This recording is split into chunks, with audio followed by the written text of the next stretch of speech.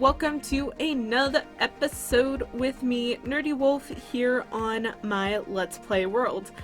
And I'm pretty sure you guys have already figured out what I'm going to be doing first off today, and that is killing the Wither. I am so happy, guys. It took me three-ish hours to get all of these skulls, but I finally have them. We have 3 skulls and a Wither to fight, and that's not the only thing that we are going to be doing today. I want to actually take a step back from this monstrosity that I've been working on, as it has been slightly driving me crazy, and I want to take care of another issue that I've been having, and that is our storage system. I have had just this little teeny thing for a couple months now. It's been working, but chest monsters are starting to appear. It's honestly just a disorganized mess of craziness, and I don't like it. I want to get a really nice storage system that has an automatic sorting system and maybe like an automatic furnace somewhere in the array. Just a really good storage system within this area of my base. And the idea that I had is that this tree, since it is the centerpiece of my base, can also kind of be a centerpiece of this storage system. So my plan is I'm going to take and create a circle going all the way around this tree, probably an even circle this time instead of one of my mashed up crazy ones that I've been using, and then take and make that circle into kind of a ring that I'm thinking it'll be 8 to 16 blocks across this ring, and then take that and dig all the way down to bedrock and have some sort of crazy moat going around this tree, that then along the sides of this moat is where my sorting system would be. And I think it'll look really cool, especially if I get some glass and then put water on top of the glass, so it's like a legit moat that underneath it is just crazy sorting system. So first off, I'm going to go and take care of this Wither, and then I will get back to you guys when that is done and a circle is laid out. And I may or may not have used the lazy way of getting rid of the Wither involving the end portal. Alright everyone, it is actually the next day for me because this took me so long. This took me forever to figure out how to get these daggum circles to work right. But we finally have it. A basic footprint of what I'm going to be doing. So, the first area that we're going to deal with is this area on the inside right here, going all the way around, and all of that is going to be dug down to bedrock. And then I want to come back in, and on this inner area where the tree is, I'm actually going to terraform to where the dirt is currently. So it might be easier if I come down here to show you guys. Let's see. Can I land on this? Maybe? I've landed. Okay. So all of this area is being completely dug out, and then right here I actually want to take and kind of redo the root system that I have and just terraform straight to the edge of this, and then take and have the roots coming out and kind of curling over the top of this to form bridges. And then I also plan on coming back to this tree sometime in the future and raising it probably to here, so like 20-30-ish blocks, because it seems a bit short, a little bit short. So I think what I'm gonna do now is I'm going to get my beacon made, and then I'm going to dig all of this out. And I'm going to try to do a time lapse of all of that because this is going to take me quite a while. And I desperately need to repair my poor pig. So let's get that beacon made really quick. I can actually do that on camera right fast. Let's see. I have some glass, my nether star, a little bit of obsidian, and ba-boom. I have a beacon. Should have gotten an advancement for that, but whatever. Okay, so I am going to go grab some iron, set this up somewhere, and then catch you guys in the time lapse. So everyone, this ended up taking so much longer than I was expecting, and it was mostly because of the water. So the size that I decided on in the end ended up encompassing most of the river and quite a bit of swamp, and just there was so much water, and I haven't been able to find a ocean monument yet, so I don't have any sponges. So I ended up going in and manually filling it all in with dirt, which didn't really make for a good time lapse, so I just cut that out. And then, oh, the terrain is so nuts. There's huge pockets of water in a couple places, and it's just a mess. It is just a mess. But I'm gonna quit my yapping and let you guys enjoy the rest of this very short time lapse.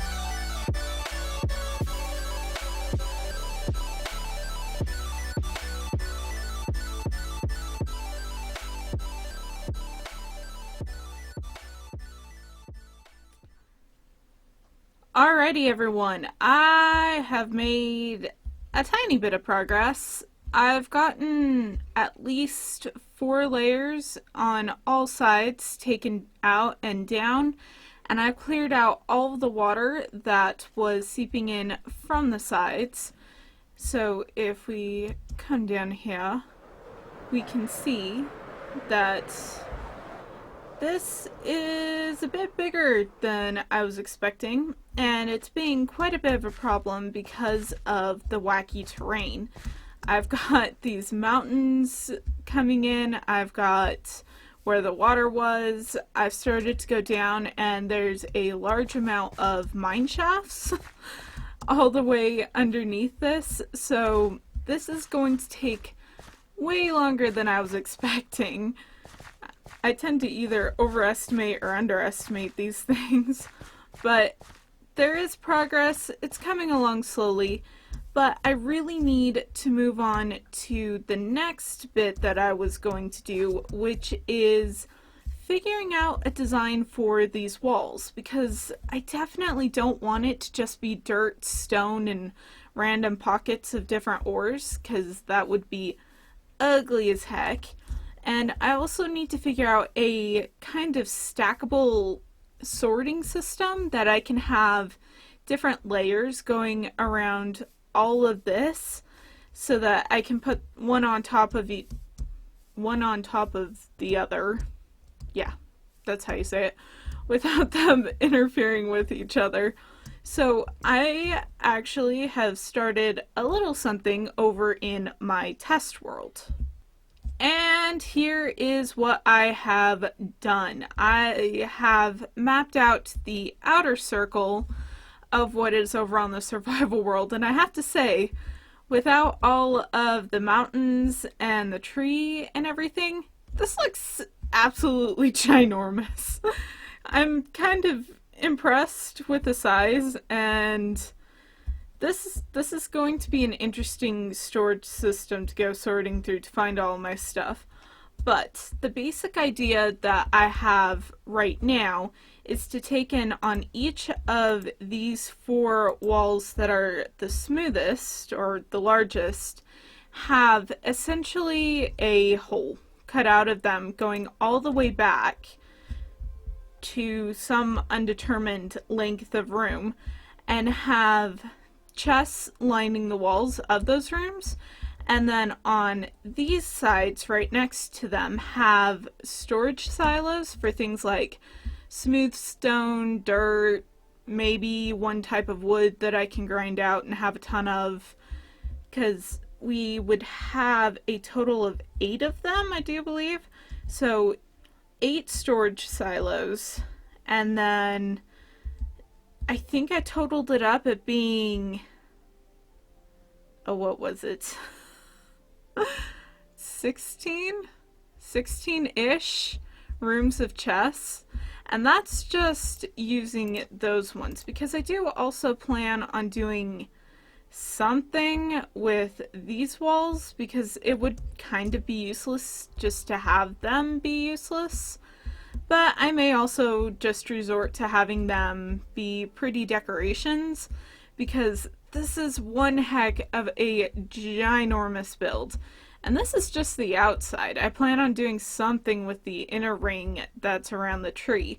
So I think what I'm going to do now is toss around some ideas for how this storage system is going to work, and then I'll catch you guys when I have something worked out. And ideas have been tossed around, and I have a little bit to update you guys on. So I think what I want to do for the colony areas is to have them spaced evenly around the circle, 2 on either side of each of where these chest systems are going to go, and then one over here in the middle of the biggest kind of straight diagonal, and then they're all, I believe it was 17 blocks apart, so I'm kind of liking it. I enjoy the spacing. I'm not totally sure what material to make it out of. I'm liking the andesite over the jungle wood, but the jungle wood does provide a bit of contrast, So I'm not sure. I'm really not sure what I'm going to make these columns out of, or the fences, or honestly even the path back here. So far this is what I've got. I also have this idea for a column that involves kind of lighting it up, giving it some twirling end rods and fences. So comment down below, guys, which do you like better, andesite or jungle wood or the lit up pillar? Because I'm really having a hard time deciding. But as for over here, I've also made another decision, which is I'm going to take an inside of the wall that I already have. I'm going to take it back. I think this is 10 blocks? I'll double check that later. But 10 blocks back, and that's where we will start doing all of the chest areas. And I experimented, as you can see, with a couple of different lengths, but given where I have placed the columns, if I did it any closer, then you would be literally walking right here every time you needed to get past them. So I think this is roomy enough. I think it'll look interesting. I'm also experimenting with the idea of just randomly throwing down a bunch of path blocks, kind of like this, and then maybe having some foliage or grass? I'm not totally sure. I'm gonna keep working on ideas, and trying out some different storage area ideas. I just wanted to get you guys updated to this point. And more updates are inbound. I have a general idea of what I want this storage system to look like. It would essentially be 14 chests this way, 14 chests this way, 14 chests over here, and then up here I have the sorting system that is done by Impulse SV. I will leave a link down in the description. It's super simple and super easy to make. All you have to really look at is this cross section. It's a comparator facing into a hopper facing into a non-existent block, 3 pieces of redstone, a repeater, and a redstone torch. And I have to say, I'm really kind of liking this design. I did originally want to have some form of ice water stream, a bit like what Mumbo Jumbo has in his Season 6 base, but that really didn't fit like inside of the space that I have, so I think I'm just going to go to hopper lines and have that be it.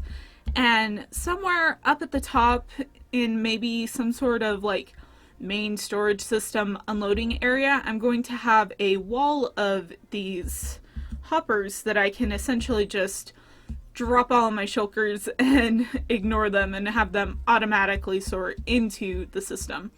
But this is the general idea. I am thinking about taking and making a second module that would go all the way back, again 14 blocks here, but I built too close to something else.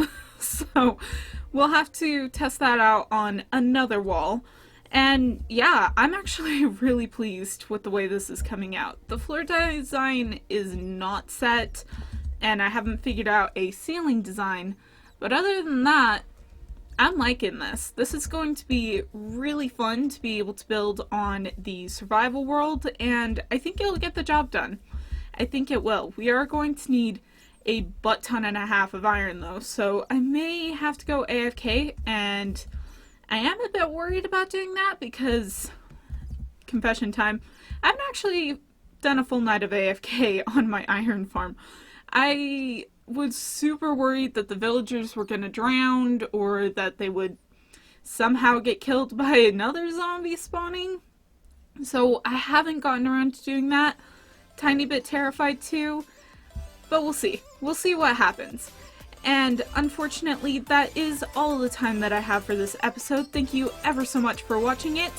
If you did enjoy, please hit the like button, subscribe to help support the channel, hit the notification bell if you want to see more of my content, and leave a comment on what you thought about this video. I will catch all y'all in the next one. Bye!